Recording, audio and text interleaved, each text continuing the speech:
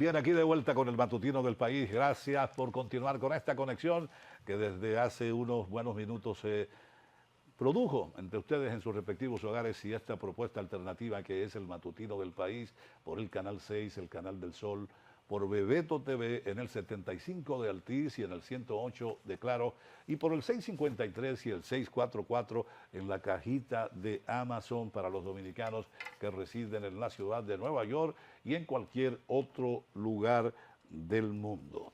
Vamos a recibir, Nicauli, en la mañana de hoy al doctor Clemente Terrero, quien es un infectólogo brillante de la República Dominicana y a quien queremos invitar en ocasión del contagio bastante profuso que se registró recientemente en la zona sur del país con respecto al cólera.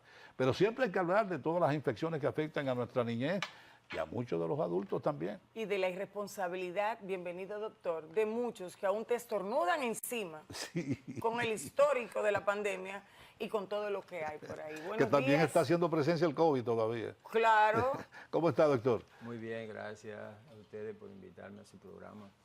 ¿Cómo está todo? Bueno. ¿Cómo está la situación del cólera en la zona sur del país, que es básicamente donde estuvo afectando más a la población? Sí, la situación del cólera en un momento estuvo bastante bien crítica en el sur de la República Dominicana, sobre todo en la Ciénaga, donde se presentaron un sinnúmero importante de casos. La población estaba bien preocupada. Prácticamente en todas las demás localidades circundantes a Barahona también se presentó una situación bastante crítica con esta enfermedad. Fallecieron varias personas también a consecuencia de la misma. Y nosotros estuvimos en el hospital Jaime Mota, que fuimos a ver un paciente con dengue y estuvimos contactando esa realidad y vimos varios pacientes ingresados con cólera en ese hospital. En condiciones delicadas. Obviamente que esa situación fue mejorando y hoy en día los casos que se están presentando pues son muy esporádicos en la comunidad, pero hubo un momento bastante crítico. ¿A qué obedece eso que de repente se produce una situación de preocupación, como lo que se produjo con respecto al cólera, y que llega un punto en donde haya cierto nivel de control? ¿Cómo se produce eso tan repentino y de repente también desaparece? El problema del cólera es sanitario, es un problema sanitario. Okay. La contaminación de las aguas, el déficit sanitario que existe en algunas comunidades, que contamina las aguas y obviamente la población consume esas aguas y a consecuencia de esto pues puede desarrollar esta infección, que es una infección intestinal muy severa y que puede llevar a la muerte a las personas afectadas por deshidratación en cuestión de horas. ¿Y el COVID? Cuénteme del COVID. ¿Todavía tenemos COVID en el país? No, el COVID ha tenido un gran repunte, realmente un repunte, con la nueva subvariante que apareció en septiembre. Tenemos una situación de COVID en el país bastante elevada en el número de casos. Incluso el Ministerio de Salud Pública estuvo presentando sus estadísticas semanales, donde presentaba una situación epidemiológica de gran cantidad de casos. Obviamente que esta nueva subvariante es muy contagiosa, es una subvariante que se transmite con mucha facilidad, que impacta y afecta a la población en términos de contagio y de infección, pero no en términos de gravedad, porque el virus hizo una mutación donde se hizo más contagioso, pero menos agresivo. Y por eso estamos teniendo muchos casos, incluso que parecen gripe, la gente lo padece en su vivienda y no buscan atención médica porque no tienen esa afección tan importante y la pueden pasar muy tranquilo en su hogar. Mire, doctor, hablando de eso, de que el COVID, la mutante que hay ahora, parece gripe, desde que se anunció que había una variante de ese COVID que en México está acabando, ¿eh? En México eso está acabando, en todos los lugares también, y ya lo ven normal. O sea, ya, sí, tengo COVID, o sea, ya como tengo gripe, ya más o menos lo miran. La responsabilidad de nosotros para evitar esos contagios, la conciencia, ¿hacia dónde apunta? Apunta a que volvamos a usar de manera permanente y consistente los cubrebocas. Bueno, déjame decirte, incluso en algún momento el Ministerio de Salud Pública lanzó ese tipo de propuesta de que había que usar la mascarilla. Sin embargo, nosotros le salimos al frente a esa disposición del Ministerio de Salud Pública porque en verdad no debemos llegar a ese periodo del pasado. Sí. Ustedes saben que fue bastante incómodo para toda la población, todo el mundo con cubreboca. Porque obviamente en ese momento había una situación dada donde el virus era mucho más agresivo y muchas personas iban a parar a las unidades de cuidados intensivos y una gran proporción de ellas fallecían. Ese virus ya desapareció. Perdón, doctor, pero entonces, si usted invita o ustedes se levantaron de que no nos protegiéramos así, que debo decirle que yo lo uso cuando voy al supermercado, al banco, todo eso, entonces los contagiados, ustedes tienen que mandar un mensaje cuando ustedes lo están consultando, cuando van a la televisión, a los contagiados que se la pongan. Exactamente, por ahí vamos. No es a la población en general, sino todo el que está contagiado debe usarla.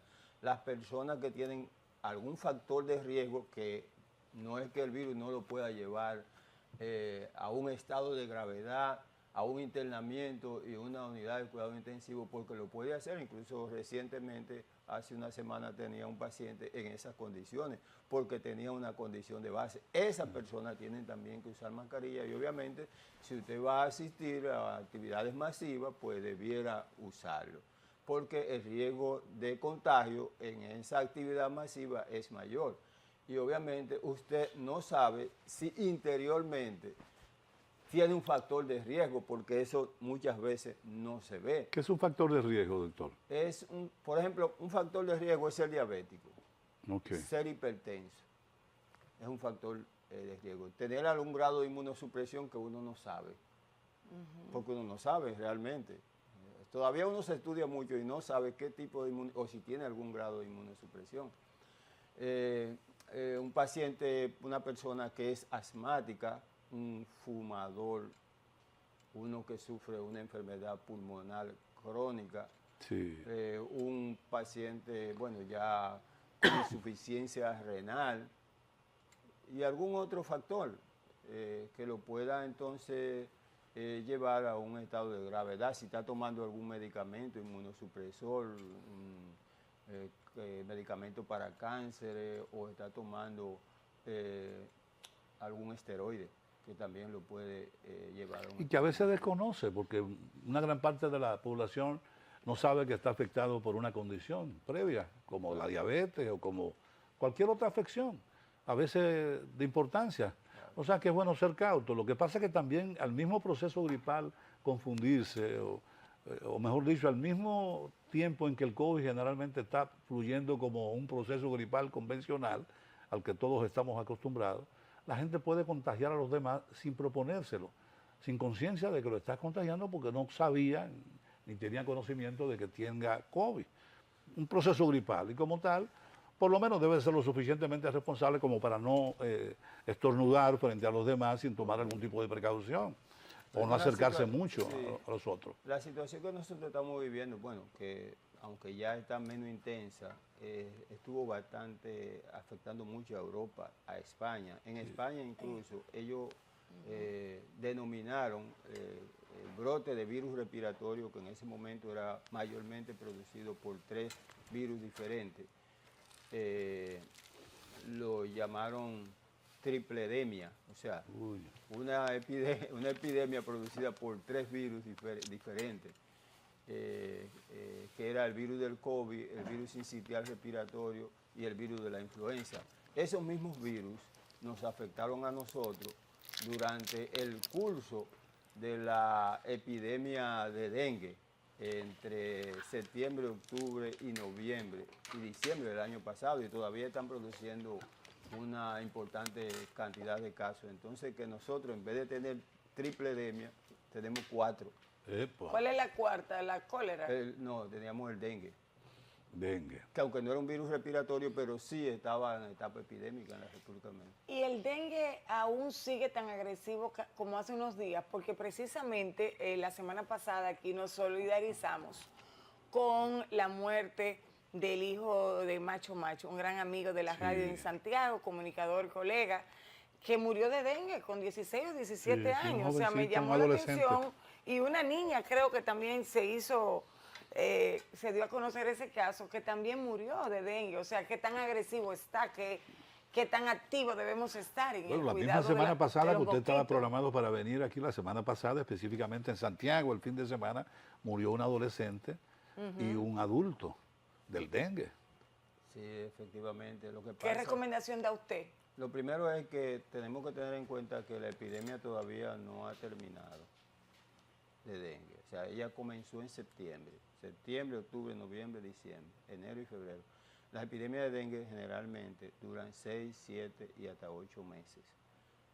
Por consiguiente, aunque ya no tenemos un número de casos tan significativo, está descendido de manera importante en el país, todavía sigue presentándose un número importante de casos y muchos son internados. Esta semana yo tenía como 3 o 4 pacientes ingresados con dengue, de manera que se siguen presentando. Wow. Sí, sí. Por 3 o consiguiente, 4 por la semana, eso es un número importante para mí, digo yo. Sí. yo sabía tener 20 y 25 pacientes por Sí. semana en la epidemia. De manera que tenemos que seguir vigilando el dengue, toda vez que incluso dentro de 2 meses comenzamos con los aguaceros. Viene En la mayo. temperatura. Que eso agrava más la aumenta, situación. Entonces se puede reactivar el dengue en la República Dominicana. Ay, Dios mío. Por eso, por ejemplo, hoy es probable que el Ministerio de Salud Pública dé la cifra de cuánto tenemos acumulado de dengue. La semana pasada fueron 3,000 y pico de casos en un mes de actividad, en la 4ª semana de actividad. Imagínate tú que ya vamos por la casi 8ª semana epidemiológica, es decir, que ya debemos estar por encima de los 5,000 casos. Eso significa que si eso sigue así como va, es muy probable que este año los números, aunque no sea propiamente dicho epidémico, pueden superar lo del año pasado, que fue el año epidémico. Qué lamentable. Ojalá Doctor. que el ministro de Salud, el buen amigo, el doctor Atala, pues ya, ojalá haga un boletín oficial y formal diciéndonos los números de casos, pero más que nada, porque ¿qué hacemos con los números? Pues simplemente a ustedes les puede servir más que a nosotros los ciudadanos, a los doctores, para que conozcan cómo va la epidemia o el virus. estadísticas. Las estadísticas, pero que nos den a nosotros unas recomendaciones y las brigadas que tienen que ver con este tema de salubridad. Yo recuerdo que algunos candidatos utilizaron a las municipales el llevar cloro y tanques y todo, hacer limpiezas en los sectores donde hay poca salubridad, pues que nos digan ya oficialmente a los ciudadanos qué hacer, qué no hacer y cómo van a apoyar. Sí. Sin embargo, yo quiero decir que este año es un año político y generalmente en los candidatos y toda la población política está dedicada precisamente a la actividad política porque quiere ganar posiciones o llevar a sus candidatos a ciertas posiciones que en algún momento puede ser beneficiado, de manera que se puede caer un poco lo que tiene que ver con la actividad preventiva en la salud. Y esa actividad preventiva, doctor, ¿el país hace lo suficiente como para que por lo menos lo controlemos de manera eficiente? No, nunca se ha hecho. Nunca se ha hecho. Nosotros como que no avanzamos en algunas áreas, sobre todo en un área tan fundamental como la salud Se hace de manera mediática. Los medios de mediática. comunicación presentan una foto, un video de que están haciendo una actividad, pero en realidad, en la práctica, no se hace. ¿Qué le gustaría a usted que sucediera o qué debe suceder en la práctica para que seamos un país que avance en la prevención de este tipo de enfermedades? Es compleja la situación porque hay que involucrar muchos sectores e instituciones, pero se puede. Generalmente la movilización social, que es realmente el medio a través del cual se puede enfrentar enfermedades como esta, que hasta ahora no tenemos una vacuna, por lo menos en la República Dominicana, aunque ya salió una, sí, es como se debe enfrentar. Y eso requiere, bueno, de la participación de todo el mundo, desde arriba, de las instituciones que tienen que ver con la salud, como la población y las organizaciones sociales, todas organizaciones sociales, tanto políticas, religiosas, educativas, clubes y todo el mundo enfocado en mantener un medio ambiente limpio, descacharrizar para evitar la reproducción del mosquito. Pero eso tiene que ser a nivel comunitario. ¿Tenemos una cultura para eso? ¿Tenemos planes para eso? No. No lo porque tenemos. Aquí los planes son puramente políticos. Pero esos planes deben salir del Ministerio de Salud Pública, claro, principalmente. Claro. O sea, y de manera rutinaria, ordinaria, en cada presupuesto de cada año debe haber un volumen de recursos destinados a ese propósito, que no sea coyuntural el asunto. Yo desconozco si el Ministerio de Salud tiene un departamento de prevención para la ciudadanía. Debe tenerlo, debe tenerlo. Que opere no sabemos, pero debe tenerlo. Pero generalmente entonces, mi pregunta está mal formulada. Desconozco si el departamento de prevención en salud pública funciona aún. Sí. Es muy poco probable, lamentablemente. Que muchas veces voy a hacer una visita al ministerio, voy a empaparme sobre eso, porque los comunicadores que queremos venir a dar datos reales responsablemente, tenemos también que involucrarnos en la investigación, en la indagación sobre las informaciones. Lo haré, lo prometo aquí. Lo que pasa también, Nicauli, que sobre el dengue, sobre el cólera, el COVID es un poquito más reciente, pero sobre ese dengue tenemos años en eso. Sí. Y no hay un control real. El año pasado fue bastante significativo el volumen de gente afectada con respecto al dengue, y eso es un mosquito. Sí, lo que pasa es que esas estructuras, como digo, de prevención que tiene el ministerio, no tiene los recursos. Sí, es todo los medios. Es prácticamente algo que está ahí, pero no tiene un plan, no tiene los medios, no tiene los recursos para funcionar, y eso es debido al atraso, y eso viene rodando desde hace muchísimos años. De manera que en algún momento debemos trabajar para que esos medios, esos mecanismos, esas estructuras se fortalezcan y puedan hacer un trabajo como debe hacerse para poder enfrentar una enfermedad tan compleja, tan difícil como esta, como el dengue. Hay una comisión de salud, doctor Clemente, que creo que preside la vicepresidenta de la República, doña Raquel, ¿verdad? ¿Qué tan trascendente ha sido esa comisión designada por el presidente Abinader? Su mayor papel fue en el COVID. En el COVID. Sí, en el COVID. O sea, ya tiene un papel más tímido, ya no tiene tanta atención sobre esa comisión. Usted... No, en el COVID sí jugó un papel bastante preponderante, incluso desde ahí salieron políticas que pudimos manejar la situación del COVID en el país, pero después de eso, pues ya eso ha bajado mucho y no tiene ese impacto que tenía anteriormente. Y que se manejó muy bien, porque lo cierto es que la estrategia que se empleó para enfrentar el COVID fue determinante en la República Dominicana. Incluso otros países del mundo han copiado de Copiaron el modelo. En cuanto a eso realmente, porque se hizo un trabajo bastante bien enfocado, planificado y efectivo para controlar la enfermedad en la República Dominicana. Y la verdad que si no hubiera sido por todos esos planes y esa intención, la situación hubiera sido peor en la República Dominicana. Y el reconocimiento a los amigos de la Embajada de China que canalizaron en ese entonces las primeras vacunas y fueron de manera inmediatas y oportunas. Creo que eso nos ayudó muchísimo. De ahí que muchos países rompieran también en relación tristemente con los amigos de Taiwán y reiniciaran o iniciaran con la República Popular China. Sí, el día pasado, a propósito de China, estuvo resurgiendo un potencial virus que se avisoraba o se avistaba de que podía contagiar de nuevo al mundo. La OMS como que quiere imponer otra pandemia de aquí a diciembre. Como que el negocio fue bueno. ¿Cómo se maneja eso, doctor? No, realmente no era así. No era así, no era tan dramático el caso. Pero usted escuchó que supuestamente Claro, han hecho varios intentos de asustarnos, de nuevo, de sí. controlarnos a través del miedo a cualquier pandemia, y yo creo que el gran colectivo de la población mundial, aunque venga otra, no le va a agarrar esa a la Organización Mundial de Salud ni a los países que intenten controlar a los ciudadanos a través de ese miedo. ¿Qué piensa usted? Yo pienso que es un miedo, un temor que todas las personas tienen, porque eso surgió de China, pero no necesariamente en todo caso surja un nuevo virus, tiene que salir de China. Ahora tenemos la idea de que todo lo que tiene que ver con pandemia o todo lo malo en salud va a venir de China, y no es así. Lo que estaba pasando en China, lo dije en un programa, ya nosotros lo habíamos vivido. ¿Saliendo de dónde esa vez? ¿De dónde? Durante el mes de septiembre, octubre, noviembre y diciembre, nosotros estábamos viviendo lo mismo que antes de China, sí. Porque lo que estaba ¿Qué teníamos? Yo no recuerdo eso.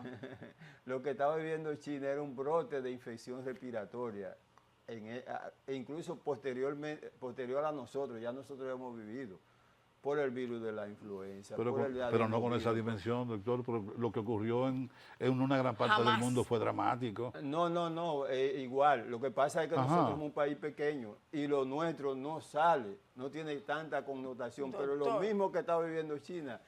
No estoy hablando de la pandemia.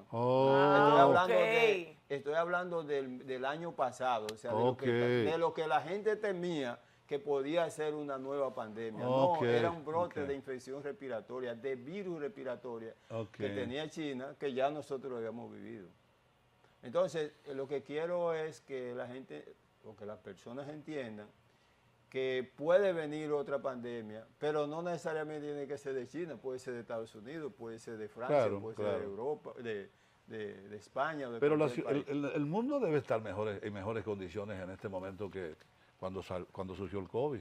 Debe tener mejores condiciones, debe estar mejor preparado para enfrentar cualquier situación más o menos igual o parecida, ¿no? Claro, nosotros. Sí. Porque cuando esto surgió no teníamos nada, no conocíamos nada. Pero la aparición de la pandemia nos obligó a conocer, a estudiar, a investigar y al mismo tiempo a crear medios para enfrentarla.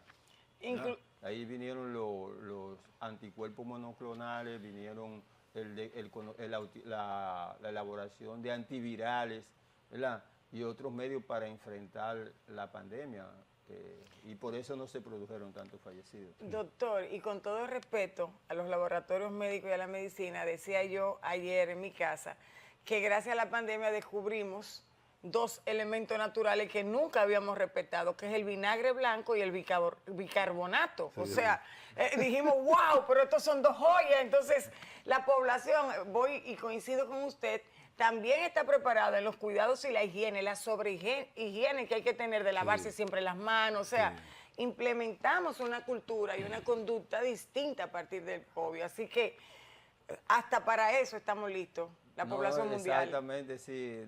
Realmente crecimos en términos de conocimiento, de hábitos, como dices, y de costumbre. Pero al mismo tiempo surgieron otras propuestas, por ejemplo, las clases por internet.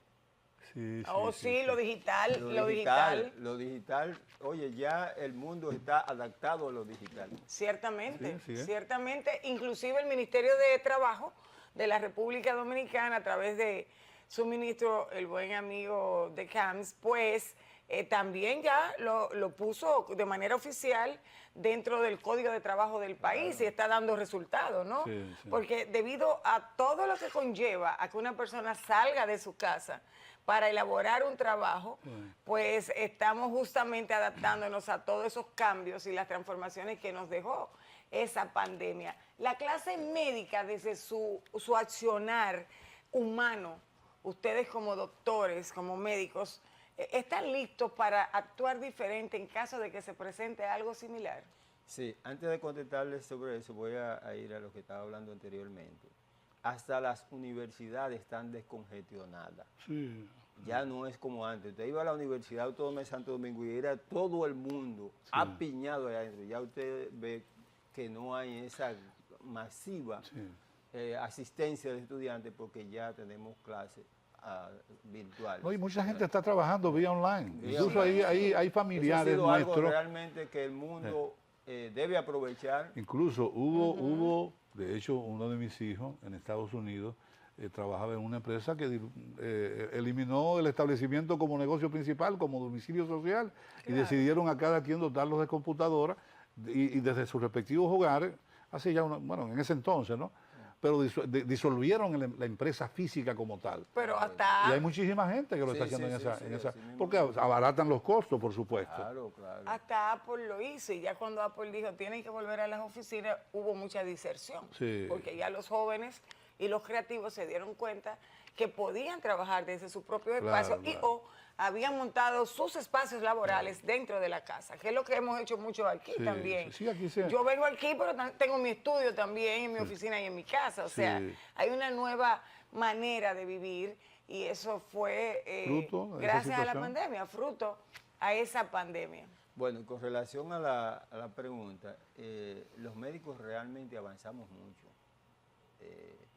en el conocimiento del manejo de las enfermedades. Hemos aprendido mucho en cuanto a esto. Estamos mejor preparados y al mismo tiempo hemos desarrollado una cultura de trabajo distinta para enfrentar las enfermedades. Yo pienso que la pandemia fue bastante fructífera, aunque sabemos los daños que produjo a la economía. Sí, dramáticos.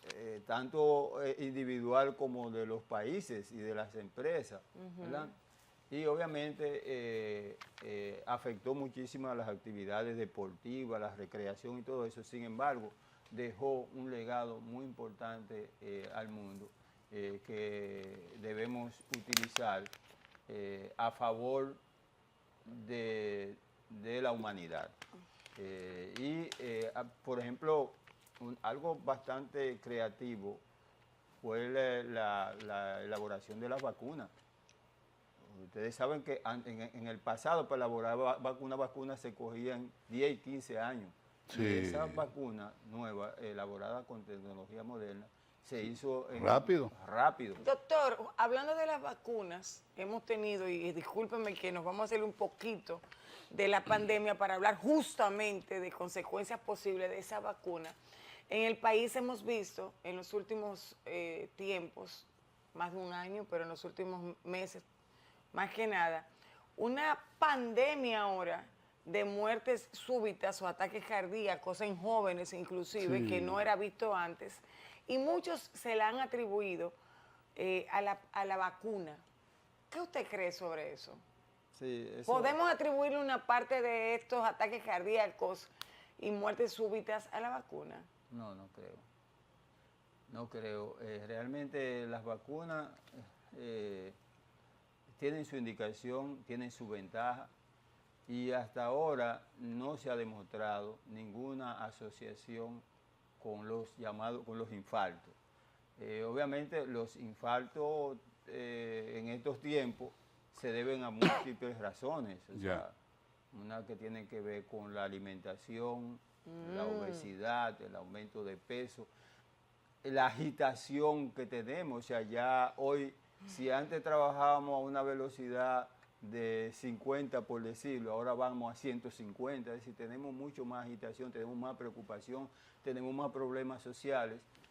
Y además, otra cosa que quiero decir es que tenemos los medios masivos de información, el internet y todo eso, lo que pasa en cualquier lugar que antes pasaba desapercibido, ahora lo sabe todo el mundo. Murió fulano en un infarto, pero antes nadie sabía. Antes había tanta muerte en jóvenes por infarto. Yo no recuerdo eso, doctor. No, porque no teníamos tantas personas obesas. En los años 70 y 80. No, yo he visto, óigame, con respeto le digo, en los últimos meses, y voy a fijar este caso, para solidarizarme con el dolor de la familia de los Abigail, que son amigos nuestros del medio, tanto el hijo de uno de los amigos de Abigail como un sobrino eran bodybuilding, o sea, eran gente que se ocupaban de su salud.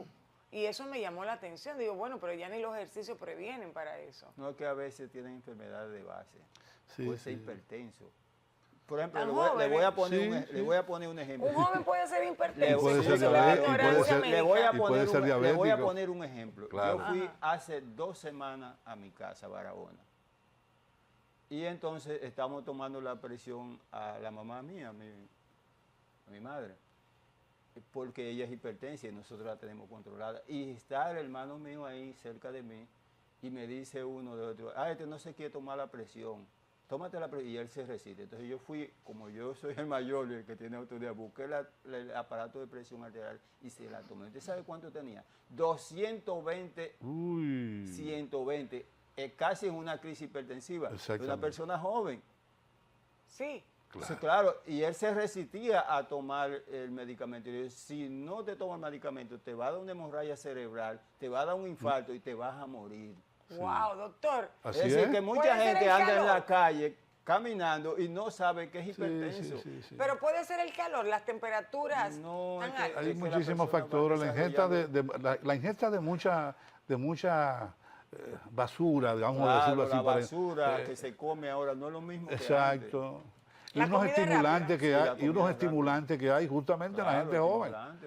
que también alteran todo el metabolismo y Y todo lo que gente tiene que que ver con. consumen sustancias, que a Claro, veces tú no lo claro, sabes. claro. Voy a tener que profundizar sobre esto para desarrollar una campaña preventiva. Doctor, muchas gracias por habernos acompañado en la mañana de hoy. Yo creo que como siempre ha sido un gran placer tenerlo y poder saber y conocer todo lo que está pasando en torno a todas esas enfermedades infectocontagiosas. ¿Es el término correcto? Hay Y- enfermedades infectocontagiosas y otras que son infecciosas pero no son Ok, contagiosas. para que Hemos tú dado veas. una consulta pública y nacional a través del Matutino del País con el doctor. Gracias, doctor Terrero, por estar con nosotros.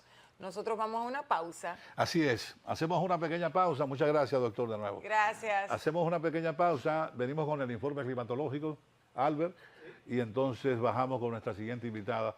A propósito del informe climatológico, hay una situación de anormalidad, si se quiera, en el clima y es bueno estar atento, ¿no? Es bueno estar atento porque anoche se prevían aguaceros copiosos a débiles, incluso con alguna movilización de esas repentinas que se dan, sobre todo en el interior del país. De manera que vamos a estar atentos a este informe que, como siempre, nos prepara el ingeniero Holguín. Adelante.